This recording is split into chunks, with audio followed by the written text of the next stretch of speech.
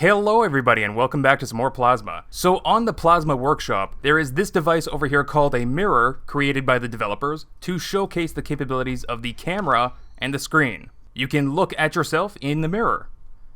Smile. Except that this is not an actual mirror, this is a fake. You're a fake and a fraud! With an actual mirror, if you put your right hand up to the mirror image will be raising up their left hand. But this is not actually a reflection, it's a video feed. And you can see if we jump up, the image jumps up. If we go down, the image goes down. But if you go left, the image goes right. And if we go right, the image goes left. So what this needs to be a mirror is a horizontal flip of the image. And that's what I did over here. I called it True Mirror. Check it out. This is a big old mirror. If we go up, image goes up. If we go down, image goes down. And if we move to the left and right, the image follows us to the left and right. So this wasn't all that complicated to create. All we gotta do is just give the image a horizontal flip. Except I still haven't done any of the tutorials for the programming, so I don't know if I'm doing any of this correctly or not. What I ended up doing was creating an image with the image generator node, putting it into an image blitter. I don't know why. I can't actually remember why I did this. But I'm feeding that into another image blitter where the camera feed is going to be blitted on top of this generated image. And I'm offsetting it by 340 pixels and then scaling it by negative 340 pixels, effectively doing that horizontal flip. And then that's what's being fed into the screen. Look at this beautiful face. Doing a little dance, doing a dance in front of the mirror, doing a dance. So while this is actually a step in the right direction, this is still not a true mirror. When you're facing in front of the mirror, you can see the reflected image of like those rocks over there on the left side and those trees over there on the right side. But if I were to go to this mirror at an extreme angle like this, I should be able to see the rocks and trees on the mountain, but I don't because the camera is still facing outwards. And that's where this mirror comes into play right here. This is actually a lot closer to an actual mirror than anything else that I've built. All these other mistakes that I've built. Oh, I have a couple of mirrors over here, check it out. Whoa, whoa, whoa. Alright.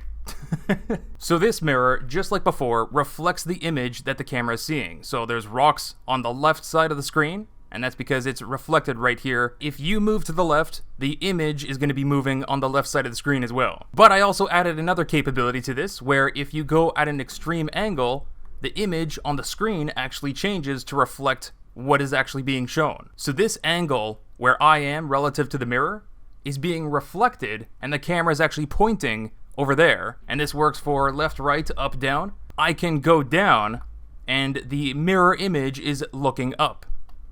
Or I can go up, and the mirror image is looking down. So this uses a lot of my favorite node, the math expression. Oh my goodness, lots of math expressions. But basically what it's doing is right over here. These are a camera that's constantly pointing to the player. No matter which way this thing is oriented in the world, the camera will always point to the player's position. So you can see that on the screen over there, no matter where I am, the player is always going to be in the center of the image, and that's because the camera's pointing right at us. So I basically took this build, which you can see is very, very tiny, crammed into a single spot. I hid that inside the screen, and then I inverted it. So when it should be pointing to the left, it's actually pointing to the right. When it should be pointing down, it's actually pointing up. And that's how you can get a very quick reflected angle relative to the player's position and the camera or screen or wherever you put the GPS. Here you can see I'm taking the player position and the GPS position, and I'm getting the XYZ components, doing a whole bunch of math, arctangent too, doing some range testing to make sure it's within negative 90 and 90 degrees,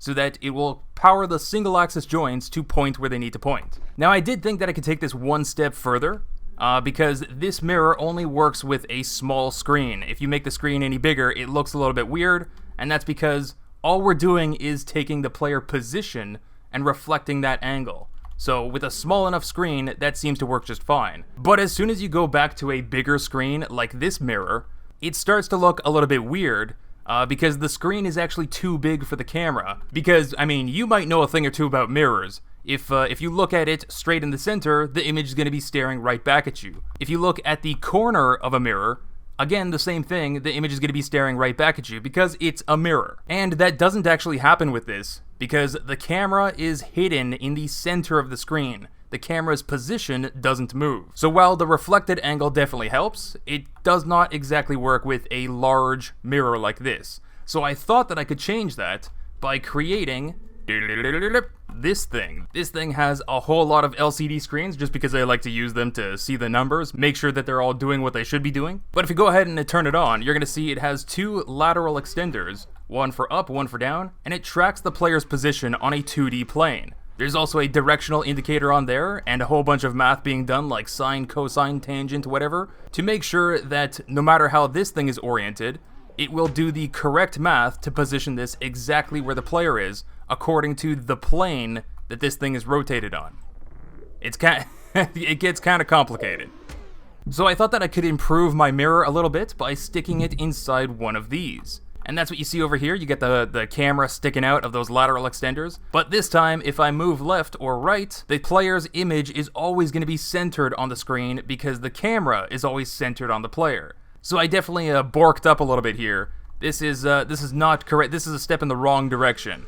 I thought I was going somewhere with this, but I'm not so sure. Maybe if I were to combine this with one of those player tracking cameras, maybe that will act like a true mirror for a large screen, but I'm not so sure. Especially because you can go right up to a mirror and then your image is like ginormous mega. So that's actually something that I did with these player tracking cameras, where if you go super close to the screen, you can see that the image of the player stays the same size on the screen. And if we go far away from the camera actually zooms in to keep the player's image the same size physically on the screen. So this is just a simple check for player distance, changing the field of view of the camera. And that's what I did over here as well. And that makes sense because the farther you are from the mirror, the less that you can actually see inside the mirror because your field of view in the mirror is smaller because you're farther away from it. I don't know if that made sense. But basically we can go closer to the mirror and see more of the surroundings behind us, while our own personal image stays the exact same size. So this was the closest that I was able to get to a true mirror in Plasma. Although one thing that would probably make this a lot easier is if you could just get the player's looking direction, where the player's actually looking, if the player's looking up, down, left, or right. If you could get that as a vector, then I think that would be a lot better to use than the player position.